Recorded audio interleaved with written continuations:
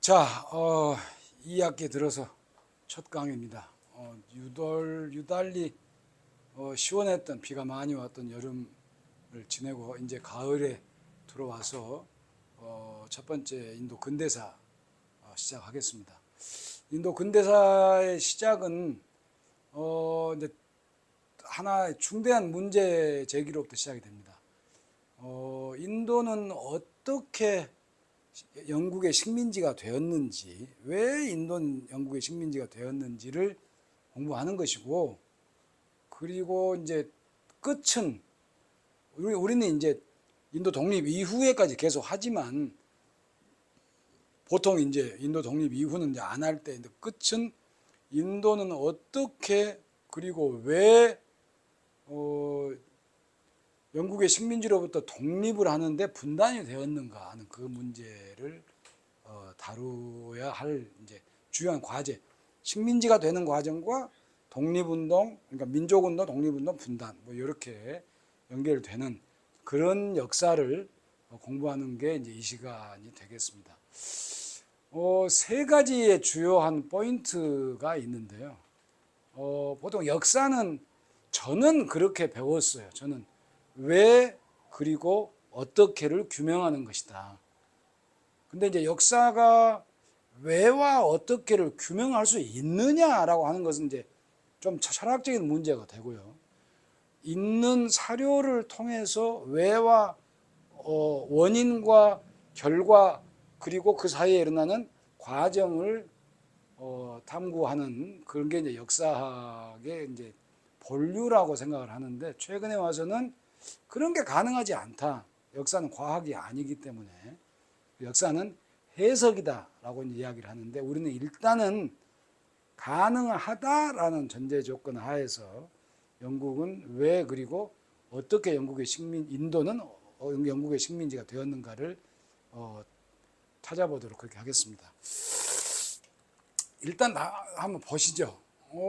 이제 시작이 15세기 이제 1498년이면은 1492년 콜럼버스가 이제 아메리카 대륙을 발견할 그 당시의 직후거든요. 그러니까 이쪽에 이제 유럽에서 저쪽으로 이제 아메리카 대륙으로 갔다가 아이고 아니구나 싶어서 이제 이렇게 아프리카 항로를 거쳐서 이제 인도에 이렇게 들어와서 이쪽에 이제 정착을 하기 시작을 하는데, 그때가 이제 15세기 말 1500년도 1500년 초부터 시작을 하죠. 그래가지고 이제 1500, 1600, 1700에서 이제 한 300년 동안 이제 서양인들이 인도에 정착을 한다는 거예요. 근데 이 정착의 역사는 꼭 여기에서만 일어나는 건 아닙니다.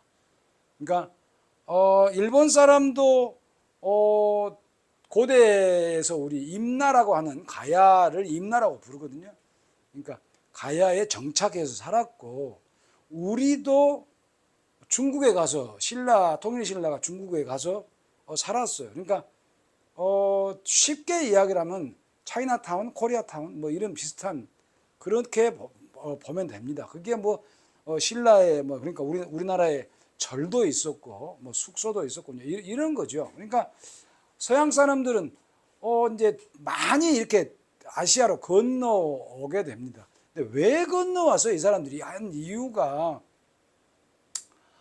우리 1학기 때 이야기를 이제 했던 부분인데, 그러니까 이제 아주 간단하게 이야기를 하면 십자군 전쟁 이후로 무역로가 뚫리기 시작을 해가지고 동방무역, 그러니까 인도와의 무역이죠.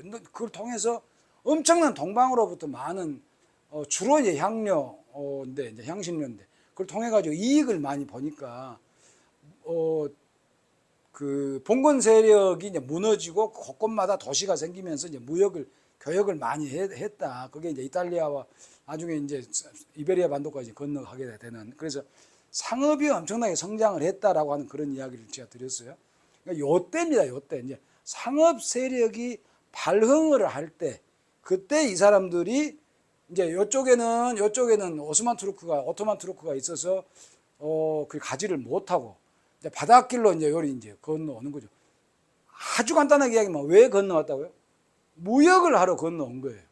그러면 이때 인도의 상황은 뭐냐? 무갈제국이에요. 그러니까 1498년 정도 되면 무갈제국이 상당히 강성했을 때고요. 그런데 이제 무갈제국은 인도라는 나라 자체가 그랬지만 외부로부터 와서 무역을 하자고 하는 사람들에 대해서 거부할 이유가 없어요. 누구든지 와서 그 지역에 무슨 그러니까 정착지를 만들어서 여기서 우리가 당신들하고 무역 좀 하자고 하면 얼마든지 받아들이죠. 우리나라도 그랬고 뭐 일본도 그랬고 중국도 그랬고 다 마찬가지죠. 그러니까 이건 특별한 일이라고 볼 수는 없어요. 그러니까 정착지를 이제 둔다고 하는 것은. 그런데 이 사람들이 이제 크게 다섯 개 나라인데 제일 먼저 이제 포르투갈이 들어왔죠. 그다음에 네덜란드, 영국, 프랑스, 그다음에 이제 뭐 덴마크. 순서는 제가 잘 모르겠네요. 그러니까 이 사람들이 들어와서 이제 정착지를 만드는 거예요.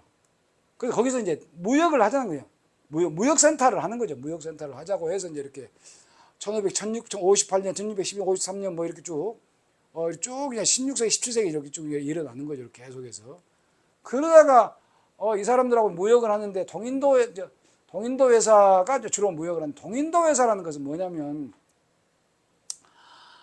무역을 하는 회사가 하도 많이 생기니까 영국 정부의 입장에서는 그걸 감당할 길이 없어요.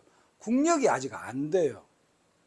국력이 아주 약하거든요. 그래서 그걸 감당할 수가 없어서 회사한테 니들이 그러면 하나로 이렇게 유한 회사를 만들어라. 그래서 만들어서 니들이 하나의 창구를 단일화해서 이스트 인디아하고 이제 무역을 해라라고 하는 그 특허권을 주는 거거든요.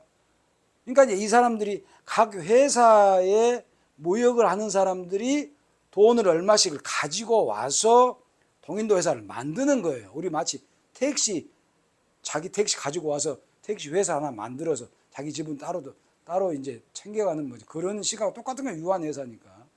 그러고 이제 이 사람들이 동인도 회사를 하나의 창구로 만들어서 영국의 정부가 1600년 엘리자베스 1세가 무역 이스트 인디아에 대한 무역 독점권을 이 회사에다 주는 겁니다. 여기서 이스트 인디아라고 하는 것은 이 사람들이 생각할 때 콜럼버스가 발견한 지금 카리브해 연안 그쪽에 있는 그걸 웨스트 인디아라고 불렀으니까 이걸 이스트 인디아라고 부른 거예요. 그런데 인도로부터 무역이 시작이 되니까 인도가 아닌 스리랑카도 마찬가지고 주로 이제 인도네시아, 이쪽 베트남 이런 쪽도 전부 다 이스트 인디아로 부른 거예요. 그래서 더치 이스트 인디아 컴퍼니는 동남아시아 쪽에 주로 신경을 많이 썼고, 그 다음에 브리티시 이스트 인디아 컴퍼니는 인도에 신경을, 결국은 이제 전쟁을 해서 이제 싸움을 해서 결국 이제 인도네시아에서 지죠, 영국이. 그래서 영국은 이제 인도에 전력 투구를 하고, 이제 더 이긴 네덜란드는 인도네시아에 전력 투구를 하죠. 그 인도네시아라고 하는 것은 이 당시의 사람들이 가장 제1순위로 그 심혈을 기울였던 스파이스, 향신료를 이제 얻어가기 때문에 인도네시아가 이제 각축장이 이제 벌어진 거고 네덜란드가 이제 이긴 겁니다. 그렇게 해서 이제 여기에서 이제 한 5개 정도 나라가 이제 정착지를 가지고 이제 하니 이제 싸움이 나겠죠. 자기들끼리 그 세력을 확장시키기 위해서. 그래서 영국하고 프랑스하고 싸움 나고 또 이제 그래서 영국이 결국에 이기게 되고, 근데 또 각 지역에 있는 세력들, 여기는 무갈 제국의 힘이 약해져서 각 지역의 형식적으로는 무갈의 영토인데 행정 단위인데 실질적으로는 독립이 되어 있는, 근데 그 안에서도 또 독립이 또 되어 있고 또 되어 있고 뭐 이런 상태로 있었을 때 그 지방에 있는 토호 세력들이 이 세력들하고 이제 각축을 벌이게 되는데, 역사상 처음으로 이 사람들이 했던 게 이제 자기 그냥 단순한 상관, 무역센터를 만든 게 아니고, 땅을 콜로니로 만드는 거예요. 그러니까 식민지로 그 땅을 차지를 해버리는 겁니다. 그러니까 이렇게 먼 지역의 땅을 콜로니로 하는 것이 이 사람들이 처음이에요. 그러니까 뭐 몽골 제국도 마찬가지고 다 땅이 계속해서 이어져서 그렇게 영토를 넓혀서 저 멀리 있는 것을 이렇게 세금 걷어서 제국을 하지만 완벽하게 떨어져 있는 것을 이렇게 하지를 못해. 왜 이런 일이 벌어졌느냐? 그러면 그 당시에 영국 사람들이 전 세계로 나가잖아요. 전 세계로 이렇게 나가죠. 네덜란드도 마찬가지고. 이 사람들이 예를 들어서 영국 같은 경우에는 뉴질랜드, 호주로 많이 가죠. 그래서 뉴질랜드, 호주에 가가지고 그 원주민들을 복속을 시키고 싸우고 해가지고 서로 타협하고 뭐 해가지고 이제 같이 나라를 이제 만들어 가는데 그 사람들이 주로 이제 호주 같은 경우는 이제 죄수를 많이 보내고 그래서 이제 그 원주민들하고 싸워가지고 이제 나라를 만들어 가면서 스스로 엘리자베스 여왕에 대한 충성을 이야기를 합니다. 그래서 그 나라의 일부가 되고 싶다고 해요. 그게 사실은 이제 해외의 식민지 경영의 출발이거든요. 그러니까 이 사람들의 시작은 이주해서 나갔다는 거예요. 영국 사람, 네덜란드 사람들 이주해, 주로 영국이 많은데 이주해서 나갔다는 게 중요하죠. 중국 같은 데는 나가서 이주한 데가 없잖아요. 땅이 충분한 데 갈 필요가 없으니까. 그래서 이제 이 사람들이 해외 식민지를 자기 민족의 일부가 가서 나라가 가서 싸워가지고 이겨가지고 한 게 아니고 자기 민족의 일부 장사하는 사람들이나 죄수들이나 뭐나 그 사람들이 가서 거기서 싸워서 이겨가지고 스스로 영국의 일부가 되고 싶다고 영국 정부로 편입을 하고 하는 역사가 이제 새롭게 세상에서 이제 벌어지게 된 겁니다. 그래서 이제 싸우기 시작을 하면서 이제 영국의 인도 침략이 이제 시작이 된 겁니다. 이제 이게 이제 1700년대니까 이게 이제 초록색 뭐 분홍색 파란 보시면 아시다시피 이쪽은 아주 약한 요 정도밖에 없어요. 요 정도밖에. 예, 1700년대만 해도 그러니까 아까 말했던 무역 상관 조금 있고 뭐 아직은 없죠. 그러니까 이제 이걸 영국의 인도 식민 지배 시작이다라고 말할 수 없죠. 이제 이렇게 되는 경우는 이제 1800년대 초 정도 될 겁니다. 이렇게 되면. 그러니까 이제 영국이 세 군데, 여기를 벵갈, bombay이, 마드라스, 뒤에 이제 프레시던시를 이제 붙이죠. 예, 그래서 이제 1800년대 정도 됐을 때는 마드라스 관구, 그러니까 동인도 회사의 마드라스 관이죠. 마드라스 관구, bombayi 관구, 벵갈 관구.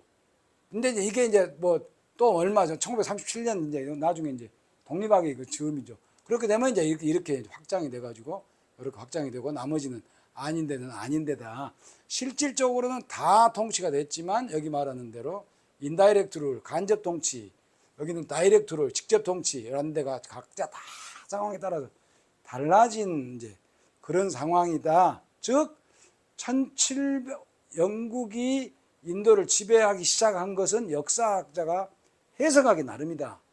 근데 전반적으로 역사학자들이 볼 때 벵갈에 있는 형식적으로는 무갈 제국의 하부 단위지만 이제 독립을 선언을 그러나 여전히 무갈 제국으로부터 조세 징수권을 받아서 자기가 다 차지하고는 있지만 무갈과의 관계가 완전히 끊어지지는 않는 그 이제 벵갈을 하고 싸워서 이겨서 조세 징수권을 가져가는 이 1757년부터 이제 식민지가 이제 식민지 경영이 그러니까 식민 지배가 시작이 된다고 할 수는 없고 식민 지배의 시작이 시작된다라고 말할 수가 있는 겁니다.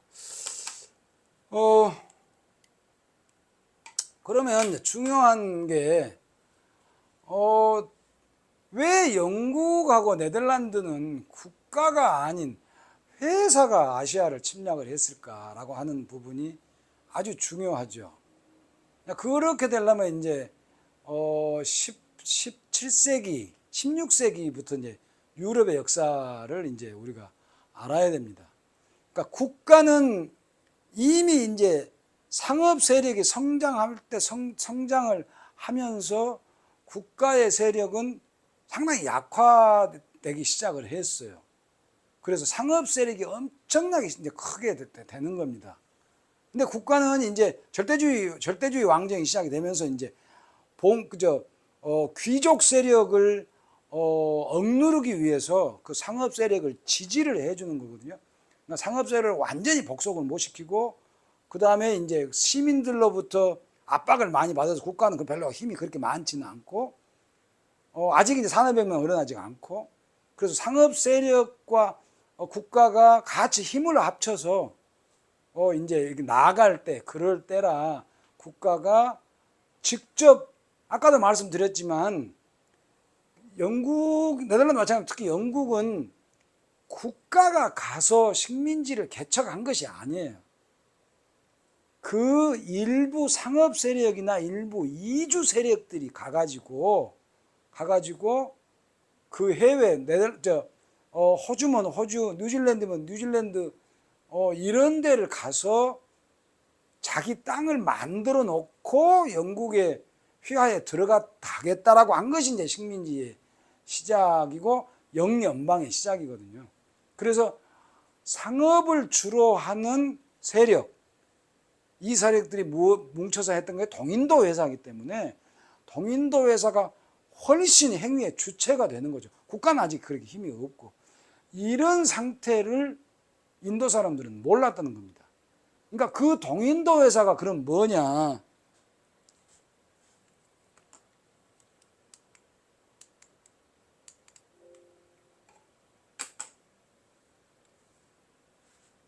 동인도 회사는 크게 나중에 나오면 다음 시간에 하겠습니다만은 전쟁을 수행할 수 있는 권리를 국가로부터 받아요. 그래서 전쟁을 수행하고 이기면 조세를 징수할 수 있는 권한도 또 그것도 국가로부터 또 받아요. 그리고 행정, 군, 경찰, 사법 이런 것을 할 수 있는 권한을 받는 실질적으로 국가의 대리자, 그러나 국가는 아닌 이제 이런 세력이거든요. 그러니까 이 세력들이 그러면 언제부터 시작이 됐느냐? 그러니까 이제 나왔지만 포르투갈, 영국, 네덜란드, 프랑스, 덴마크가 시작이 됐는데 까르나틱 전쟁이라고 하는 게 이제 여기를 말하는 거예요. 여기를 말하는 거거든요. 여기를 프랑스하고 영국하고가 여기서 이제 둘이 싸움이 붙어요.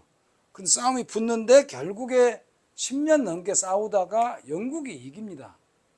영국이 이긴데 프랑스가 완전히 쫓겨난 것은 아니고요.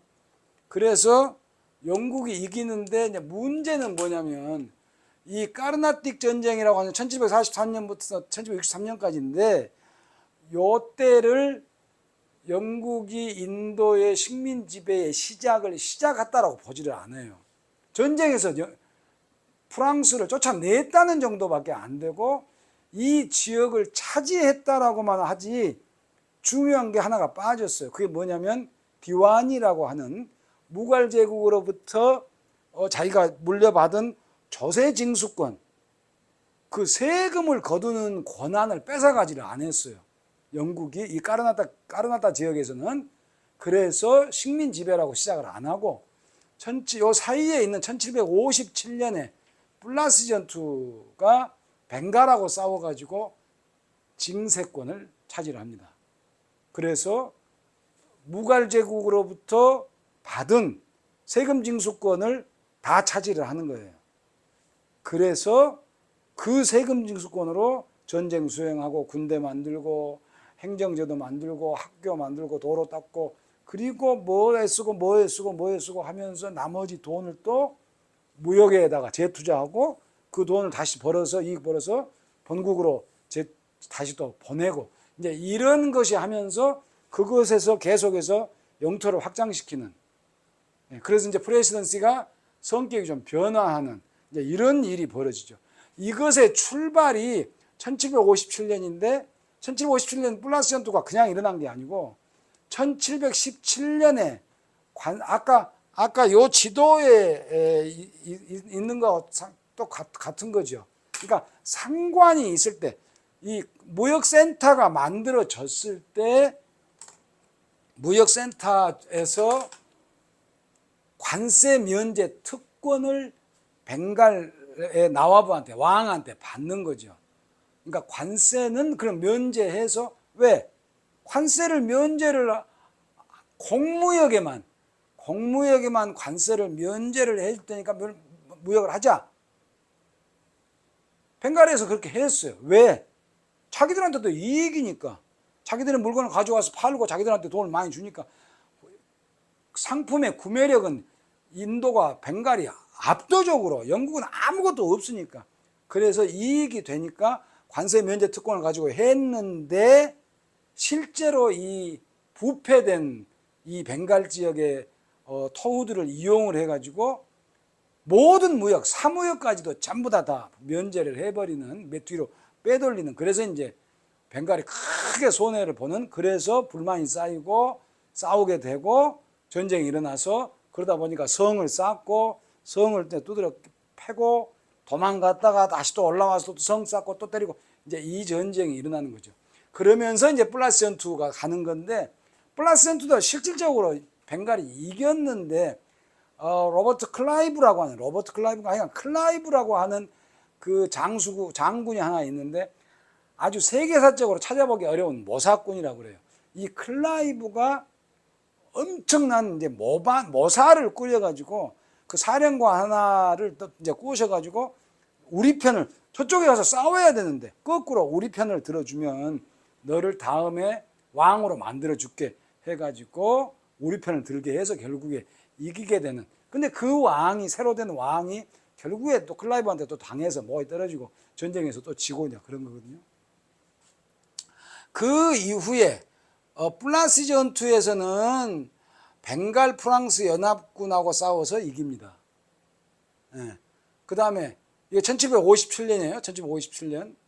그로부터 7년 뒤 벵갈하고 아와드라고 하는 것은 이제 무갈 제국 바로 옆에 있는 지역인데, 델리 근방인데, 아와드라고 하는 거하고 무갈하고 각각 다 떨어져 있는 실질적인 독립국들이니까 이 세 연합 세력이 먹사르라고 하는 데서 싸워서 또 이겨요.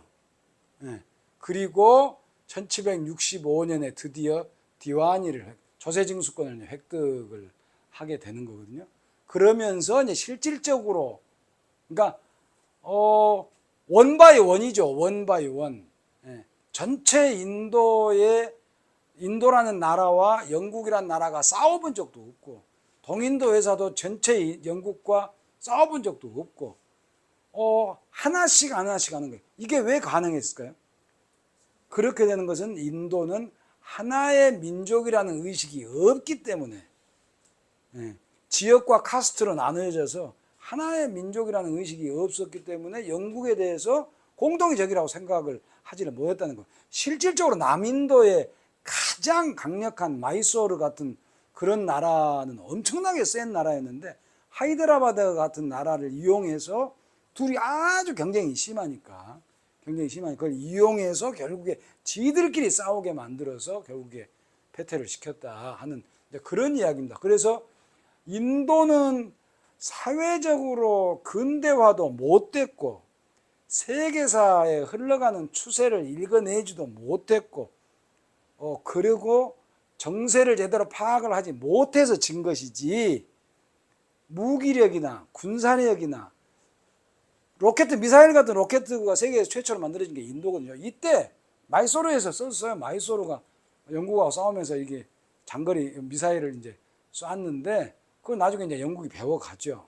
그래서 무기로는 떨어지질 않아요. 그런데 이제 하나의 민족의식이 없어서 이제 결국에 이제 진 것이다. 이 사람들의 가장 치명타는 회사가 뭔지를 모르는 거죠. 그러니까 회사는 국가도 아니고 대규모 전쟁도 벌이는 것도 아니고, 이익만 벌어지면 얼마든지 세력과 세력 간에 전쟁을 해서 이겨서 또 새로운 불평등 조약 만들고 또 새로운 불평등 조약 만들고 주로 이제 불평등 조약 만들 때는 너하고 나하고 상호 보호 조약을 이제 하는 걸로 내가 전쟁을 치르면 네가 도와주고 네가 나한테 전쟁을 치르면 내가 너 도와주고 근데 얘는 전쟁 치를 필요가 없잖아요. 이미 진 나라니까. 그리고 철저하게 불평등이죠. 예. 나는 니들 물건을 가지고 우리나라에 가지고 올 때는 관세를 엄청나게 물어야 되고 우리 것이 니들 나라에 갔을 때는 관세 안 물고 뭐 이런 식으로 이제 해서 회사가 이제 운영이 된 것이다. 그러면 도대체 어떻게 이런 일이 가능했을까? 도대체 인도가 과학 문명도 그 당시에 그랬고 무갈제국이면 세계에서 가장 강력한 뭐 세계사에 찾아볼 수 없을 만큼 뭐 명청 뭐 마찬가지로 뭐 무갈 뭐 이런 뭐 오스만 투르크 이런 것은 뭐 어마어마한 제국인데 어쩌다가 이렇게 됐을까? 그러면 아우랑제부가 죽고 난 뒤에 이제 1700 아우랑제부가 몇 년에 1700 몇 년인데 1705년인가요? 그러니까 아우랑제부가 몰락하고 난 다음에 제대로 된 후계자가 나오지를 않았다. 그래서 계속해서 왕이 우리 조선하고 비슷한 것 같아요. 그러니까 왕이 죽고 또 그 다음에 또 왕이 또 됐는데 또 죽고 또 나이 어린 왕이 되고 해서 계속해서 왕이 이어지긴 하는데 제대로 한번 힘을 못 써서 지방에서는 이제 실질적인 독립국들이 이제 일어나게 되고 그 독립국들은 옆에 있는 독립국하고 싸우게 되고 그것도 이제 무갈제국은 계속 명맥은 유지하게 되고 동인도 회사는 그걸 이제 이용하고 그래서 정치 권력 투쟁이 중앙정부에서도 그렇고 지방정부에서도 그렇고 우후죽순으로 서로 싸움이 많이 벌어지게 되는 그런 상황이 제일 크다. 두 번째는 이제 경제가 쇠퇴했죠. 가장 큰 경제가 쇠퇴한 것은 뭐냐면 여전히 상업무역은 무갈이 훨씬 이익을 많이 봤어요. 그러니까 무갈 제국 시대에 작은 지역에 있는 나라들이 이익을 많이 봤는데 주산업인 농업이 개혁이 안 되는 겁니다. 그래서 토지가 계속 산성어가 돼서 이때 새로운 농사를 할 수 있는 과학이 발달을 해야 되는데 새로운 게 나오지를 못하게 되고 그래서 어떤 그 농업 개혁이라든가 이런 것이 일어나지 못하게 되고 또 이제 유럽 같이 이제 그게 상업으로 도시 교역으로 이루어져야 되는데 세금을 걷어가지고 계속해서 봉건 귀족들이 소비를 하는 것으로만 끝났어요. 유럽에서는 그게 아니었거든요. 그 가지고 가서 새로운 상업에 투자를 한단 말이에요. 그래서 그 투자를 해가지고 도시가 발전하고 상업이 발전을 하니까 봉건 귀족이 자연스럽게 몰락을 하고 새로운 부르주아가 만들어지고 그게 요새 말하는 이제 시민혁명 시민이 되고 그게 국민국가의 이제 모태가 되는 건데 여기서는 세금을 걷어가지고 너무나 풍족하니까 이걸 상업에다 재투자할 생각을 못했다는 거예요. 그러니까 경제가 쇠퇴하는 수밖에 없다는 거예요. 농업이 발달하지 않고 상업이 새롭게 일어나지 않고 그러다 보니까 사회 문화가 봉건적이라는 거죠.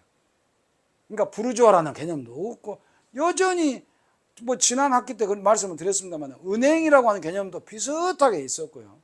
유럽보다 훨씬 먼저 인도, 중국도 마찬가지지만 이제 불교 사원 같은 데도 마찬가지, 힌두교 사원도 마찬가지고 이자라고 하는 개념도 나오고 이제 무슨 뭐 우리 개, 고 이런 게 전부 다 이제 사원에서 나오는 거니까 이게 이제 은행 역할을 하는 거죠. 이런 개념이 있었고 이제 하게 되는데 그게 더 발전하지는 못한 거죠. 자본주의로.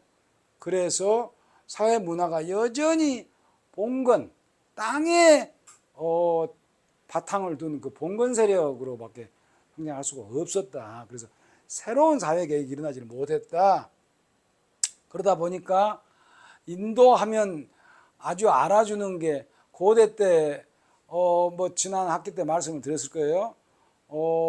지동설이라는 것이 인도에서 처음으로 나왔고, 그러니까 지구가 움직인다는 거죠. 태양을 따라서 행성이라는 개념도 처음으로 나왔고, 그 다음에 지구가 둥글다라는 것도 인도에서 나왔어요. 그러니까 뭐 유럽에 비해서는 뭐 700년 정도가 아니야. 빠른 것일 겁니다. 5세기 때 나왔으니까. 뭐 그런 거라든가 뭐 수학이라든가 뭐 이런 것은 말할 것도 없고 엄청난 과학이 발달하고 중국은 뭐 말할 것도 없지만 이 과학이 몰락을 더 이상 발전을 안 한 겁니다. 그러니까 AD 5세기 6세기 경에 이제 이렇게 발전을 했던 과학이 그 뒤로는 특별한 컨트리뷰션을 못 해요. 그냥 과학이 몰락을 하는 거죠. 종교가 그 자리를 차지하게 되면서 주로 이제 미신이 창궐을 하게 되고, 그래서 이제 나라 전체가 진보를 하지를 못했다. 가장 중요한 것은 국민에 대한 의식 혹은 민족, 네이션에 대한 의식이 결여되어 있었다. 누가 봐도 인도는 하나의 나라입니다. 하나의. 해초도 그렇게 오천축국이라고 봤고, 다 히말라야에서부터 양산면이 전부 다 바다니까 한 나라고, 카스트로 전부 하나로 되어 있고 힌두교 체계도 전부 다 하나로 되니까 하나의 나라인데, 이게 정치적으로 통일이 잘 안 되다 보니까 국민의식, 우리가 같은 나라다, 같은 민족이다 라고 하는 의식이 아주 약해요. 그리고 카스트에 대한 의식이 아주 강해요. 그러니까 너는 누구냐라고 말하면 우리는 조선 사람이다 라고 하는 게 상당히 강했어요. 물론 고려도 그렇고 조선도 그렇고 이게 백성의 나라가 아니고 이씨의 나라다라는 인식이 훨씬 강했지만 그래서 그게 민족국가 국민국가라고 말할 수 없다. 시민이 중심이 된 그런 개념이 없었으니까. 그러나 하나의 비슷한 민족이라고 하는 개념은 있었다, 우리는. 근데 이제 이 나라는 이제 그런 게 없는 거죠. 주로 있는 게 이제 지역주의죠. 지역주의가 심화된 거죠. 남부 인도에서 하이드라바드하고 이제 마이소르하고 싸운다든가, 그 다음에 이제 마라타하고 또 마이소르하고 또 싸운다든가, 마라타하고 시크하고 또 싸운다든가, 이렇게 지역에 따라서 서로 어떤 그 갈등이 심화되고 그 싸움이 심화된 그래서 끊임없는 상호 소모전이 많이 일어났다. 끊임없이 영국 동인도에서는 들어오는데 자기들끼리 계속 싸우는 거예요. 자기들끼리. 무갈 제국은 아직 망하지는 않았고, 이런 상태가 계속해서 1757년 전에서부터 계속해서 이렇게 이제 뭐 57년 지나서 1800년 넘어서 이제 하니까 영국은 동인도에서는 이제 이놈하고 싸워서 이기고 또 좀 물리치고, 이놈하고 싸워서 이기고 물리치고, 이렇게 하는 거죠. 무엇보다도 봉건사회, 아까 봉건사회가 이제 심화됐고 지주 횡포가 심하다 보니까 이제 소작인의 입장에서는 어떤 충성을 바칠 만한 것이 마땅치가 않았다. 그리고 경제가 아까도 얘기했지만 성장을 할 수가 없고 무역으로는 상당한 이익을 많이 받았지만 무역 하나로 이 사회 전체를 유럽같이 끌고 나가 사회를 완전히 개혁을 시킬 만한 힘은 갖추지 못했다. 인도는 워낙에 농업 중심의 사회였기 때문에 농업 중심의 사회가 변화를 해야 되는데 그렇지를 못했다. 그래서 결국에 유럽같이 산업 구조가 근대화를 이루는데 실패를 했다. 그래서 총체적으로 근대화하지 못할 때 이제 근대화에 접어든 이제 영국이 동인도 회사를 앞세워서 소위 영토를 뺏어가는, 그래서 세금을 걷어가고 모든 것을 다 자본 뺏어가 가지고 본국에다가 가져다 주는, 인류 역사상 최초로 지역에서 뺏어가서 본국에다 가져다 주는 게 이제 제국이거든요. 제국. 그래서 그 역사가 시작이 된 것이다. 이런 역사의 과정이 한 100년 정도가 걸린다는 거죠. 그러니까 동시에 일어난다는 거죠. 동시에. 이렇게 이제 조금씩 이렇게 이제 색깔이 이렇게 달라지면서 벌어진다는 겁니다. 이제 이게 1757년에 이제 플라시 전투가 일어나서 영국의 요건 이제 동인도 회사 깃발이에요. 영국의 유년제기 아니고 동인도 회사 깃발이 걸고 이제 동인도 회사하고 이제 무갈 제국의 벵갈 예, 근데 나와부 왕이 이제 협상을 맺는 이제 그런 뭐 상징적으로 코끼리를 만들어 놓고 이제 이런 것이 이루어지는 거죠. 그래서 1757년부터 식민 지배가 시작이 된 게 아니고 식민화가 시작했다라고 말하는 것이 가장 올바른 표현이다라고 말씀드릴 수 있겠습니다. 예, 오늘 첫 강의는 여기까지 하도록 하겠습니다.